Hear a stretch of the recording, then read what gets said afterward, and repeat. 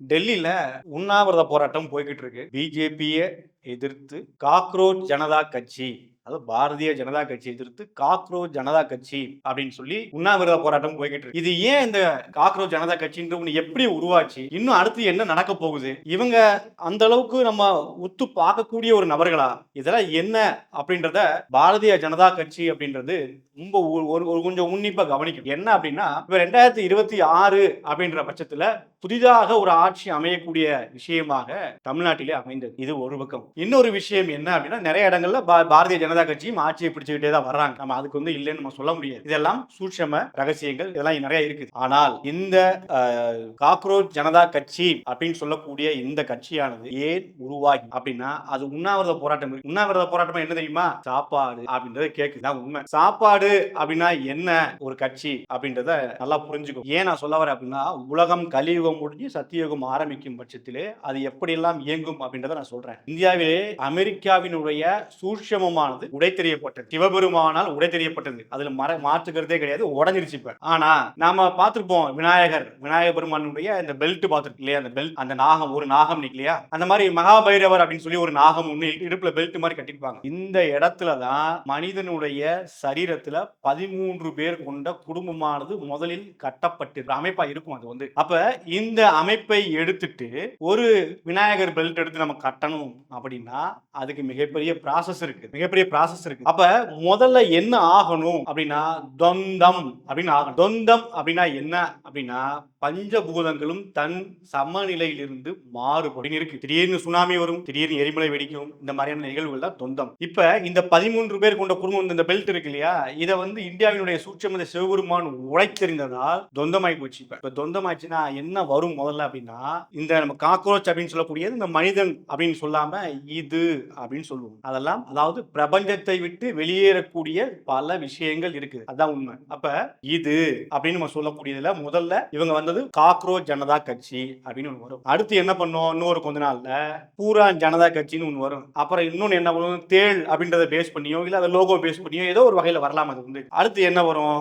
அப்படின்னா ஓனான்னு சொல்லக்கூடிய அந்த மாதிரி ஒரு லோகோஸ், அந்த மாதிரியான விஷயங்கள் வரலாம். அதுக்கடுத்து ஈமு அப்படின்னு சொல்றது வந்துருச்சுன்னா இது ஒரு செயின் லிங்க், அதாவது ஒரு ட்ரெயின், ஒரு நெட்வொர்க் மாதிரி இது உருவாகிவிடும். இது என்ன பண்ணும் அப்படின்னா இந்த 5 மட்டும் இல்ல, இதெல்லாம் குட்டி குட்டியா இருக்கக்கூடியது. இந்த இயக்கங்கள், இந்த கட்சிகள் என்ன பண்ணும் அப்படின்னா அதற்கு நேர் எதிராக இருக்கக்கூடிய, அதாவது 1125, 75, 915, 810, 1020 அப்படின்னு சொல்லக்கூடிய இந்த நேர்கோட்டிலே இன்னொரு கட்சியுடன் கைகோர்க்கும். அது பாத்தீங்கன்னா இன்னொரு பெரிய கட்சியா இருக்கு, அல்லது சின்ன கட்சியா இருக்கு, நல்லா புதுசா உருவாகலாம். அப்ப மக்களை அப்படி பிரிக்கக்கூடிய விஷயங்கள் நல்லா புரிஞ்சுக்கணும் நீங்க. அப்ப எதிரெதிர நிற்கும் போது 10 கட்சிகள் அப்படின்றது உருவாகும். இதுல 13 அப்படின்றதுல 10 கட்சிகள் இந்த மாதிரி உருவாகி நேர் எதிராக நின்றுச்சு அப்படின்னா இந்த 3 அப்படின்றது மட்டும் வலது பக்கம் போறது மாதிரி சில விஷயங்கள் அமைச்சிருப்பாங்க.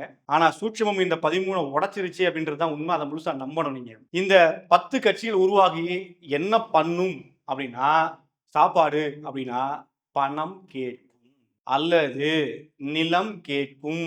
அப்ப என்ன செய்யணும்னா பாரதிய ஜனதா கட்சி அப்படின்னு சொல்லக்கூடாது, பொதுவா இந்தியா அப்படின்றது அமெரிக்காவிற்கோ ரஷ்யாவிற்கோ யூகேவிற்கோ சைனாவிற்கோ துபாய்க்கோ சப்போர்ட் பண்ணாது, ஆதரவு தெரிவிக்காது.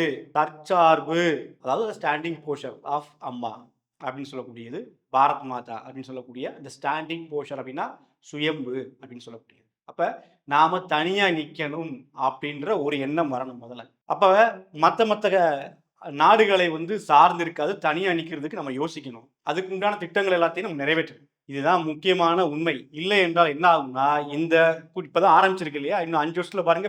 5 வருஷம் தான், டார்கெட் டைம் ரொம்ப கம்மி. சோ இது உடனே உருவாகி என்ன பண்ணும்னா 10 கட்சிகள் சேர்ந்து பாரதிய ஜனதா கட்சியை எதிர்த்து நிற்கும் பொழுது அந்த 15 லட்சம் கோடி அப்படின்ற ஒரு வகைய அது கேட்கும். அதாவது கட்சி எனக்கு குடுன்னு கேட்கும். கட்சியை அது கைப்பற்றக்கூடிய நிலைக்கு வரும். ஏன்னா அந்த மாதிரி நிறைய ஊடுருவல்கள் நிறைய வந்துடும். அதனால இந்த கட்சியிலிருந்து ஒவ்வொரு இந்த 10 கட்சிகள் இருக்க, இதுல இருந்து நிறைய விஷயங்கள் உள்ள ஊடுருவி குழப்பங்கள் ஏற்பட்டு மாறி மாறி இது என்னன்னு தெரியாம கடைசியில கட்சியை கைப்பற்றக்கூடிய நிலை வரும். வந்தவுடன் இந்த 10 அப்படியே நிக்கும் அப்படியே. நாங்க தான் அப்படின்ற மாரி ஒண்ணா சேர்ந்து நிக்கும். அதுவரைக்கும் நம்ம கொஞ்சம் குழப்பமா இருக்கும். உள்ள யார் இருக்கா? என்ன வருது போகுது அப்படின்னு தெரியாம ஒரு குழப்பத்தோட இருந்து கட்சியை கைப்பற்றியாச்சு அப்படின்னா, பாரதிய ஜனதா கட்சியை கைப்பற்றியாச்சு அப்படின்னா, தாய் நிலத்தை மீட்டெடுக்க முடியாது. இப்ப மறுபடியும் தாய் நிலம் அவர்கள் கைக்கு செல்வது போன்ற ஒரு சில விஷயங்களை ஏற்படுத்திக் கொண்டிருக்கிறார்கள் என்பதுதான் உண்மை. அதனால தான் நம்ம தற்சார்பு அப்படின்ற மாரி நாம யோசிக்க ஆரம்பிக்கணும். யார் கையையும் எதிர்பாராது, யாருக்கும் ஆதரவும் தராது நாம் நிற்க வேண்டும் அப்படின்றதான் உண்மை. இதுல ரொம்ப முக்கியமான உண்மை என்ன அப்படின்னா, தமிழ்நாட்டில் எந்த அளவுக்கு நீங்கள் மும்முரமாக செயல்பட இருக்கிறீர்களோ, தமிழ்நாட்டை நீங்கள் பிடித்தால் மட்டும் தான் மறுபடியும் இந்த பெல்ட்ட மாத்த முடியும். இப்ப 5 கண்ட்ரி சொன்னோம். 5 கண்ட்ரி 5 தடவை நாகம் அப்படி நிக்குதுன்னு வச்சுக்கோங்களேன். அதாவது இந்த 5 வேற 5 இது. தசவாய்க்குள்ள மத்த 5 அப்படி நிக்குதுன்னா, கீழ இந்த வால்ல பெல்ட் போட்டிருக்காங்க.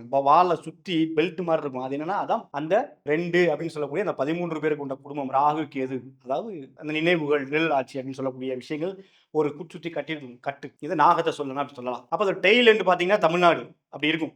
டெய்ல் எண்ட் பார்த்தீங்கன்னா தமிழ்நாடு அப்படின்ற மாதிரி இருக்கும். அப்ப தமிழ்நாட்டில் நீங்கள் ஆட்சியை பிடித்தால் மட்டும்தான், தமிழ்நாட்டில் நீங்கள் கால் ஊன்றினால் மட்டும்தான் இந்த பெல்ட்டை மாற்ற முடியும். அது வந்து பைரவ பெல்ட்டா இருக்கலாம், விநாயகர் பெல்ட்டா இருக்கலாம். ஆனா அது வாசி. அந்த பெல்ட்டை வந்து நீங்க மாத்தணும். மாத்தினா தான் நிற்க முடியும். அப்ப தமிழ்நாடுன்றது ரொம்ப முக்கியமான விஷயம். தமிழ்நாட்டை நீங்கள் எப்பொழுது நீங்கள் கைப்பற்றுகிறீர்களோ, தமிழ்நாட்டில் எப்பொழுது நீங்கள் பெறுவீர்களோ, அதற்கப்புறம் மற்றதெல்லாம் மாறும். அதுவரை இந்த மாதிரியான குழப்பங்கள் ஏற்பட்டு கொண்டே இருக்கும். மிக மிக எச்சரிக்கையாக இருக்க வேண்டும் பாரதிய ஜனதா கட்சி அப்படின்றதோட இதை நிறைவு செய்கிறேன். ஃபர்தரா இது சம்பந்தப்பட்ட விஷயங்கள் வேணும்னா தாராளமாக என்னை கேட்கலாம். அதுக்கு முன்ன ஆலோசனைகளும் அதை எப்படி செய்யணும், எப்படியெல்லாம் இருக்கும், இனி எப்படியெல்லாம் வரும் என்பதை பற்றிய ஃபியூச்சரையும் சொல்ல நாம் தயாராக இருக்கிறோம். நன்றி.